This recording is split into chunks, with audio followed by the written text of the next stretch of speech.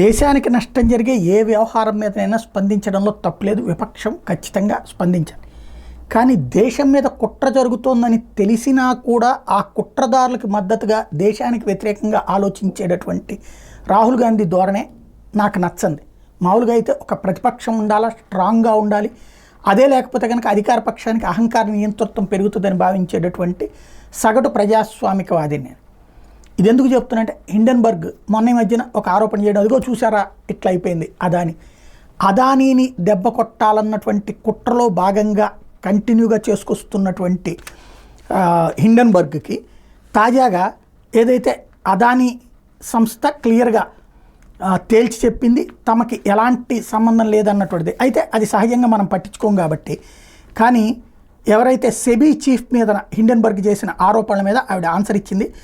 ICICI బ్యాంకులో నేను పదవి విరమణ అనంతరం సెబీ పదవిలో ఉంటూ కూడా ఆ బ్యాంక్ నుంచి ఆదాయం పొందుతున్నారని ఆరోపించింది హిండెన్బర్గ్.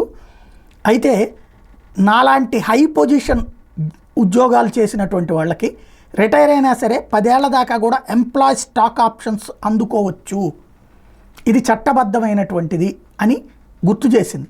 అదే సందర్భంలో తనకి 39% వాటా ఉన్న అగోరా అడ్వైజరీ, అగోరా పార్ట్నర్స్కి సంబంధించిన ఫైల్స్లో నేను జోక్యం చేసుకోలేదు అని చెప్పుకొచ్చారు ఆవిడ.